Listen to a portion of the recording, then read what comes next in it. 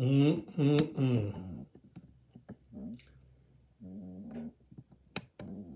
is a thing of beauty.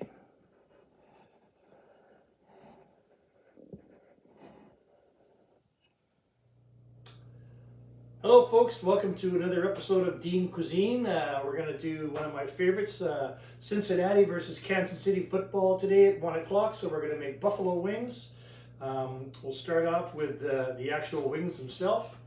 My favorite is the wingettes as opposed to the drumettes. So you've got the further to the tip is the wingette, and then the more bulky is the drumette. It tends to have a little bit of a sinew in there that I don't like. And the wingette is much more nicer mouthfeel for me.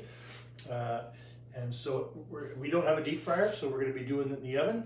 And the way we make that nice and crispy, just like you would get out of a deep fryer, is I've got my little half insert here. It's lined with foil, and I have a little rack. So the heat can using the convection heat, it's going to go all around. The whole thing's going to be nice and crispy. And rather than just having just the wing, we're going to kick it up with some baking powder, not baking soda. Baking soda is going to be terrible, but powder is going to give it a lovely, it's going to make you feel like it's deep fried. So we're doing this, this is sort of like a shake and bake style. I'm just putting it into a plastic bag. Squeeze it so that you've got a nice air pocket in there. Toss it all around.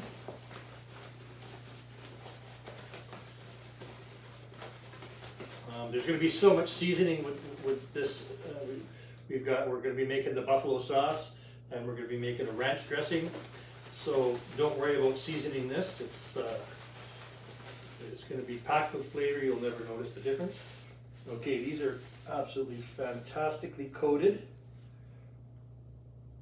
And we want skin side up.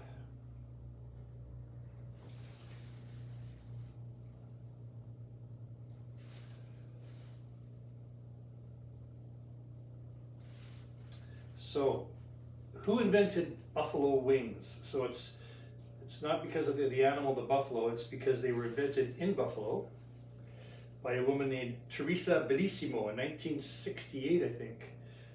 She had a restaurant, and her kids it's midnight, her kids are hungry, they had a few drinks. I said, "Mom, can you make us something?" So she took the wings because nobody was using wings at the time, and she just invented the sauce. It's quite simple, and it's been a hit ever since. Okay, so I've got these wings. I'm going to pop them in the oven. And now let's start with our buffalo sauce. So what makes this so sort of velvety is the butter, cold butter. I'm going to start with that just to get it so it starts melting. We're going to use about a quarter cup of cold butter. Of course, hot sauce Franks is the way to go as far as I'm concerned. But a quarter cup of, or say half a cup of Franks. Just get that butter going.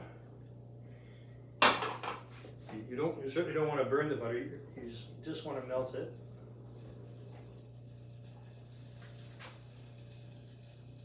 Oh, mama.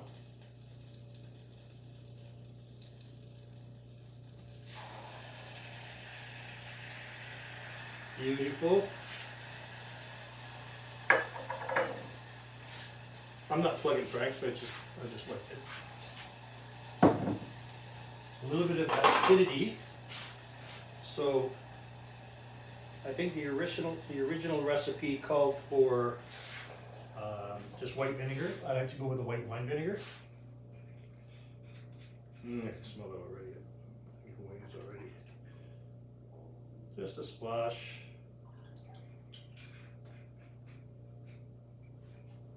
And some Worcestershire sauce.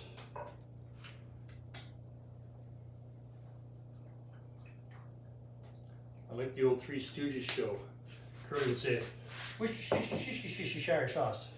Can't say Worcestershire. Okay, pinch of salt. Here we go. And then you can put various spices and stuff in there, but I like to keep it kind of simple. I mean, it's going to be pretty spicy. Cayenne is so when you do you want your wings medium or hot, or when you get asked these questions in restaurants, that's determined by how much cayenne pepper you're going to put in there. I'm not even going to bother with cayenne. I like Frank's is pretty nice the way it is. I do like, however, and so it also calls for garlic powder, but I think fresh garlic is much nicer.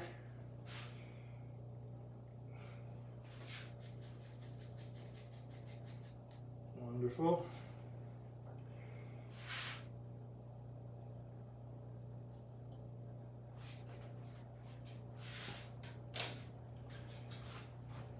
All right, that's bubbling nicely. Ooh.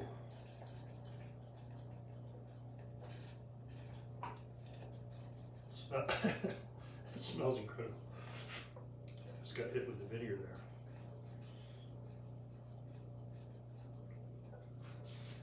there. Take that down to a simmer. And anytime you're using a wooden spoon, don't leave it in the pot. Take the excess off, let it rest on top. It's more professional, and I don't want to taste wood in my sauces. There we go. All right, let's get on to our ranch dressing.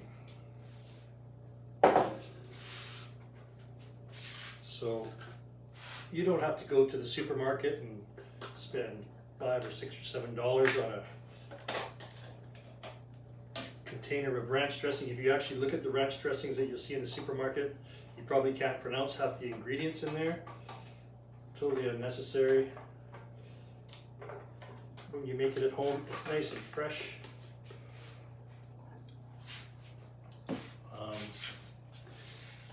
I'm going to call the measurements. I'll say a half a cup of sour cream. If you don't have a half a cup of something, or this is when I talk about Dean Cuisine. If you can't come up with exactly what a recipe calls for, don't not make it. Just make it a little different. Use what you have around the house. So half a cup of that.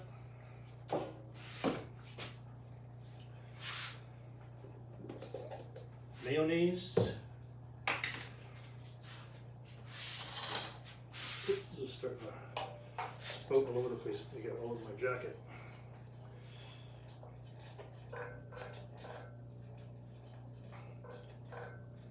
Okay, that's awesome.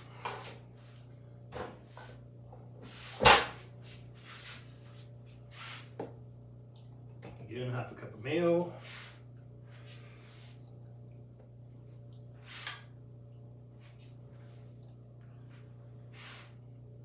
You can do less. Well, I mean, it's all going to be fatty.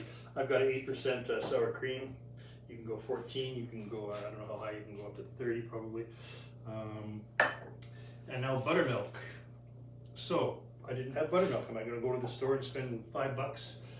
Take a drive and spend $5 getting buttermilk. Buttermilk is the milk that's left over after you make butter from a cultured cream. And it's usually pretty low in fat. It's about 8% or so. So I've got a 10% milk, and I've got lemon juice, which I would want to put in here anyway. So I'm going to add this to the milk, and that's going to turn it into sort of a cultured, it's a good substitute for actual buttermilk. Put that in there. Use a chef's prerogative. I'll a little stir. My hands are nice and clean. That in there.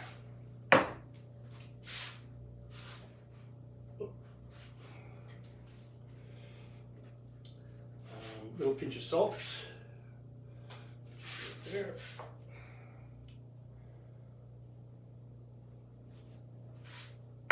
Some cracked black pepper. We never go with store-bought pepper because as I crack this, all the peppercorns are whole, and as soon as I crack them, then the oil infuses into whatever you're doing, and you're going to get a much nicer flavor. And I also like to put a bit of garlic in here. Again, this calls for various spices and herbs, but I just like to keep it simple. Got my lemon, garlic.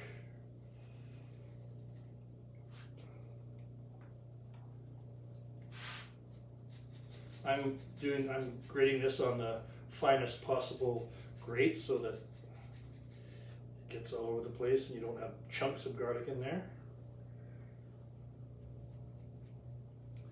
Don't waste any. Very nice. Okay, let's give this a mix up.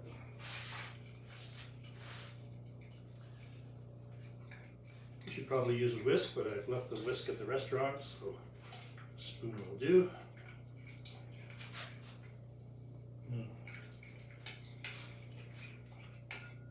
I'd put maybe a little cayenne in there, but I guess everything's fine. Well, it actually smells a lot like store-bought dressing.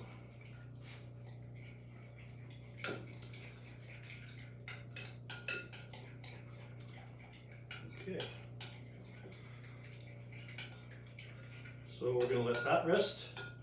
We're going to let our buffalo sauce rest, and then we'll be right back when the wings are going to take about 20 minutes, 25 minutes, get them nice and crispy, and then we'll be back. Here we are, it's halftime. Time to break out the, we've already broke out the beers long ago, but it's time to break out the wings for the boys. Okay, now, this sauce does tend to separate because of the butter, so make sure that you give it a little bit of a mix or a whisk before you administer it to your wings. And another thing I forgot about, very important, when I said that I don't put herbs and spices into the ranch dressing, is because my favorite herb of all is bacon bits, which is from a double smoked bacon that I rendered myself. I mean, whatever you put in there, the bacon is going to take right over, thankfully. And now you've got bacon ranch. Oh my God, I'm just going to go for it. There we go. No sense holding back for the boys. So I realized that right after we went off camera, and I was going to toss it in so that the flavor got to macerate with everything, but I didn't want to lose the opportunity to let you guys know that that's what we should be doing. All right. This is nice and mixed up, still nice and warm. Put our wings into a bowl.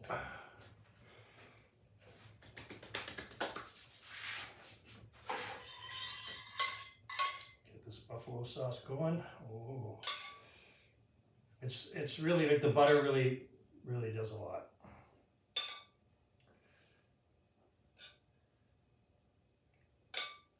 I have tossed it just in franks, just when you're in a pinch, but it's definitely worth doing it properly. Way to go, Teresa.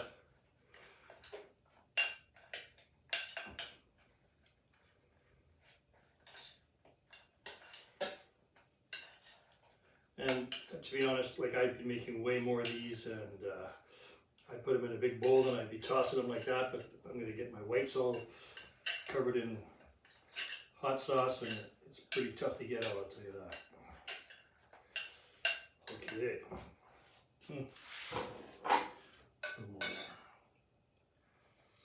No sense holding back.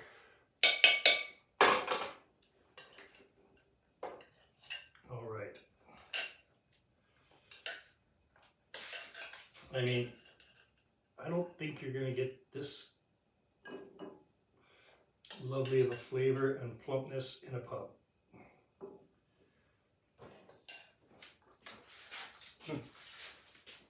Oh, that's tangy. Oh, our nice double smoked bacon ranch is what I'm going to call that. It really does smell like there's buttermilk in there, actually.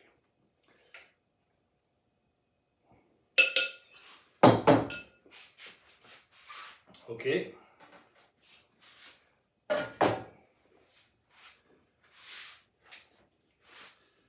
I think I should probably let you have a look at this.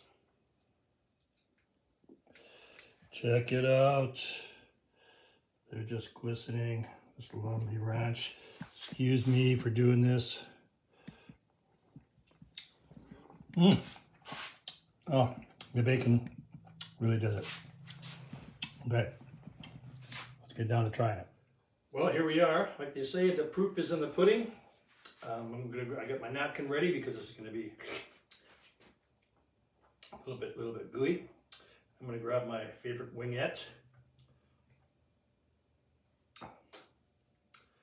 Don't go sparing on the on the lovely ranch there.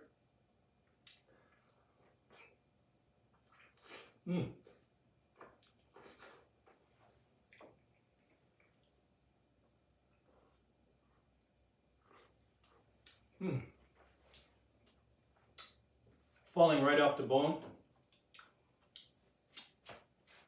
And I have to say, it is so different than something off the shelf at the supermarket. It's really, really elevated. It's so many flavors going on. So moist. There's nothing, nothing dry about it. All kinds of flavor in the sauce. It really tastes like a sauce. Perfect spice. I hope you try it. I hope you enjoy it. Go Kansas City.